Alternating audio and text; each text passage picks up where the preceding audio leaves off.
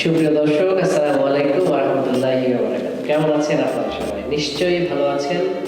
আমি মাহাদি হাসান আপনাদের সামনে চলে এসেছি বাংলাদেশের সাম্প্রতিক সময়ের অত্যন্ত আলোচিত সমালোচিত খুবই গুরুত্বপূর্ণ একটি বিষয়, সেটা হচ্ছে বাংলাদেশের ওয়াজের ময়দানে যারা কথা বলছেন, বাংলাদেশের যে সমস্ত আলেমগুলো প্রতিটি প্রান্তরে আনাচে কানাচে গিয়া ইসলামের খেদমত করছেন, কোরআনের খেদমত করছেন, আমি সেই সমস্ত আলেমদের কাছে ছোট্ট একটা আবেদন নিয়ে হাজির হয়েছি। আর দেরি করবো না, আমরা মূল কথায় চলে দেব। প্রিয় দর্শক, আমি মাহাদি হাসান। আমি এখানে কোনো দালালি করতে আসি নাই, কোনো মতাদর্শ বাস্তবায়ন করার জন্য আসি নাই, আমি আলেমদের মধ্যে দ্বন্দ্ব তৈরি করার জন্য আসি নাই। প্রিয় দর্শক, আমি কে আওয়ামী লীগ, কে বিএনপি, কে জাতীয় পার্টি করেন, কে জামাত ইসলাম করেন, কে চরমনায় করেন, কে হাদিস করেন, কে ওয়াহাবি, কে সুন্নি, আমি কিছুই চিনি না, কিছুই জানি না। আমি একজন মুসলিম। আমি জানি আমার ধর্মগ্রন্থ হচ্ছে কোরআন এবং আমার রাসূলে রেখে যাওয়া সুন্নাহ আল হাদিস। আমি এটাই বুঝি। ওয়াজের ময়দানে কে কাকে কাফের ফতোয়া দিচ্ছে, কে কাকে গালিগালাজ করছে, কে মিথ্যা প্রপাগান্ডা ছড়াচ্ছে, কোনো জিকির নিয়ে সমস্যা, কোন ফতোয়া নিয়ে সমস্যা, আসলে এগুলো বলতে আমি আপনাদের সামনে হাজির হই নাই।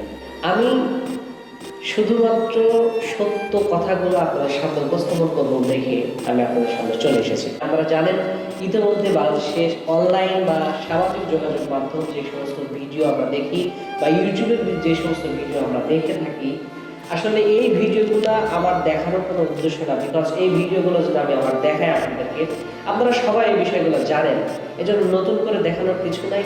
আর নতুন করে দেখানোর ইচ্ছা এই কারণে নাই যে আমি নিজেও এটাকে সাপোর্ট করি না। তো এই সমস্ত ভিডিওগুলো প্রকাশ করার মাধ্যমে নতুন করে আলেমদের মধ্যে আর দ্বন্দ্ব তৈরি করতে চাই না। প্রিয় আলেম সমাজ, আপনারা যে যেখানে যেই কথাই বলছেন না কেন, আপনারা প্রত্যেকেই ওয়াজের মাঠে যে খেদমত করে যাচ্ছেন, প্রত্যেকেরই বাংলাদেশের হাজার হাজার মানুষের আল্লাহর পথে, আল্লাহর দ্বীনের পথে নিয়ে আসার জন্য যে ভূমিকা আপনারা রাখছেন, প্রত্যেকেরই অবদান আছে। আমি বিশ্বাস করি, আপনারা বিশ্বাস করেন বা নাই করেন, আজকে রাস্তাঘাটে, বাজারে, বিভিন্ন জায়গায় আজকে কোথাও গানের বাজনা শোনা যায় না।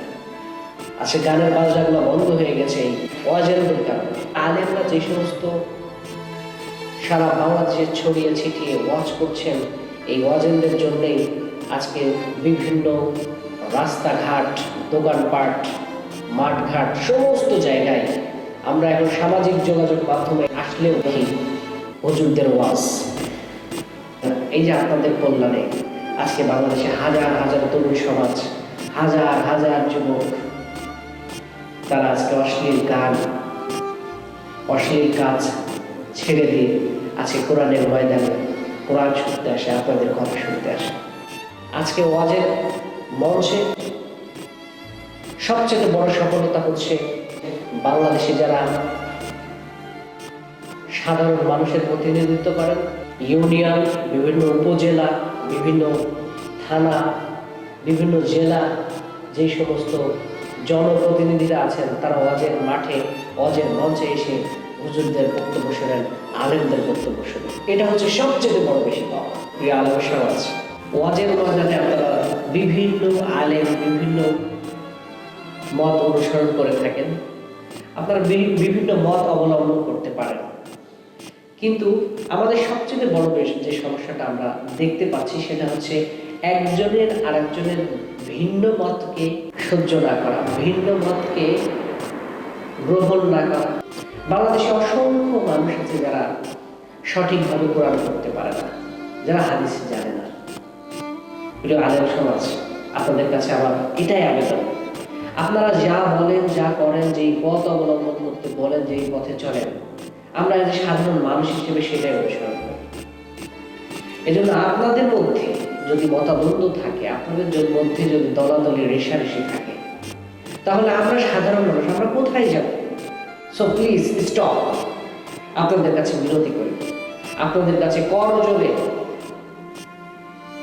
আবেদন করি, আপনার স্টপ, এখানেই থেমে যাবে। অনেক হয়েছে। আজকে মুসলমানের বিরুদ্ধে লেগে গিয়েছে, একজন আরেকজনকে দেখতে পারে না এই রেষারেষি করার কারণে। সুতরাং আমি মনে করি আমাদের যারা আজকে মুসলমানের বাইরে যারা ইহুদি খ্রিস্টান অথবা হিন্দু ভাইয়েরা আছেন, আজকে তারা তামাশা দেখছে। আমি আপনাদের কাছে আবেদন করি, আপনারা প্লিজ এখানেই থেমে যান। আমরা মুসলিম, আমাদের পরিচয় হচ্ছে মুসলমান, আমাদের ধর্মগ্রন্থ হচ্ছে আল কোরআন এবং রাসূলের রেখে যাওয়া সুন্নাহ আল হাদিস। প্রিয় দর্শক, আমরা আশা করি বাংলাদেশের সকল ধর্মের, বাংলাদেশের সকল মতের, সকল পেশার মানুষ ইসলামের ছায়াতলে আসবে, সকল আলেম একই বৃত্তের মধ্যে আসবে এবং এদেশে ইসলামের